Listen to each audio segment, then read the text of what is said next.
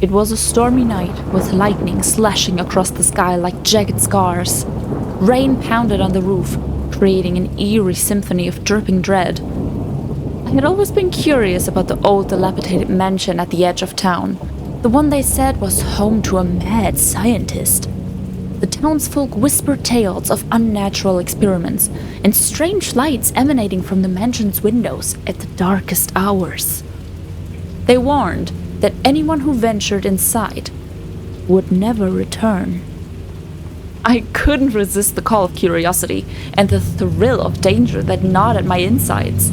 So, that fateful night, I found myself standing before the mansion's imposing wrought iron gate. The heavy rain soaked my clothes, but I pushed it aside as I slowly creaked the gate open and entered the unkempt garden. Overgrown weeds tangled around my ankles like skeletal fingers trying to drag me back. The mansion itself was a gothic nightmare, its once majestic facade now marred by time and decay. I approached the towering front doors and, with trembling hands, turned the handle. They opened with an eerie groan, revealing nothing but darkness within. A gust of wind howled through the corridor. I fumbled for my lighter and ignited it, casting an eerie, flickering glow that barely pushed back the black void. Inside, I found myself in a maze of narrow, winding corridors, adorned with peculiar paintings of twisted creatures and grotesque faces. I had heard tales of the scientist's obsession with human form and the grotesque experiments he had performed. My heart raced, but I couldn't turn back now.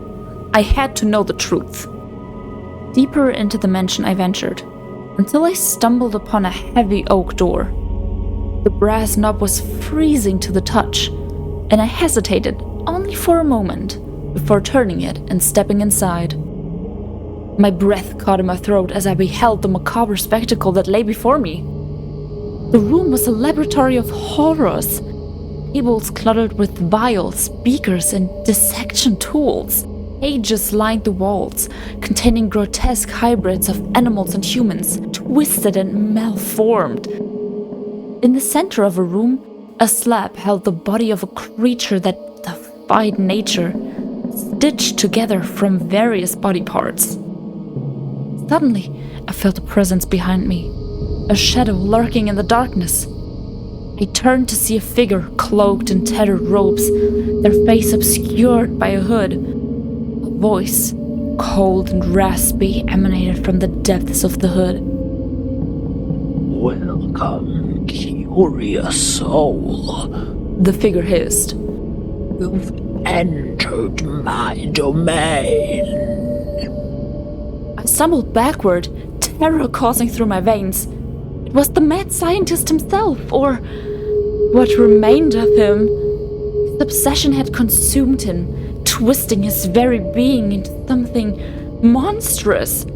I fled the room, racing through the labyrinth corridors as the mansion seemed to come alive around me. With every ounce of strength, I burst through the front doors and back into the stormy night. The rain washed away the horrors I had witnessed. The memory of the mad scientist's slab would forever haunt my nightmares. I had dared to enter, but I was one of the lucky few to have dared to leave. The mansion stood as a sinister sentinel, a testament to the twisted ambitions of a madman who had tampered with the very fabric of life itself. Woo-wee, spooky people. Now that was a good one in my opinion, but I will have you know, this is by far the one that I struggled the most with, because scientist slabs, they're usually like a comfort thing for me, but I built this and I was like, what the fuck am I doing? Well, what am I doing? But you will see it once we get to like the speedball part of the interior, which girl, don't even, okay? I struggled. It's a little bit cluttered, but this has some of my favorite mini details, like the gyroid being cooked in the pot. Like, come come on. It's a dryer being cooked in a pot. It's so fucking cute. Also, the downstairs, I would unironically furnish my house like this. I love this. I love this. But yeah, with that being said, I think I'm gonna play you a little bit of a snippet from the voiceover, which I thought was really funny because I like doing the voices. How does like cold and raspy sound like if you don't have like a cold, deep, dark, raspy voice? You'll hear my first attempt. I'll play it to you, like right now.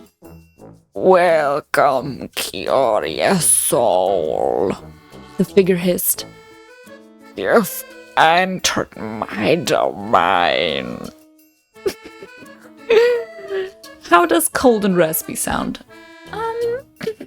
Sure as fuck doesn't sound like that. Yeah, okay, like listen, I don't want to think about that too long. But I really hope that you enjoyed this. I hope you enjoyed my little story and my little build. And with that being said, I really hope that I will see you guys for tomorrow's video. Stay spooky, people!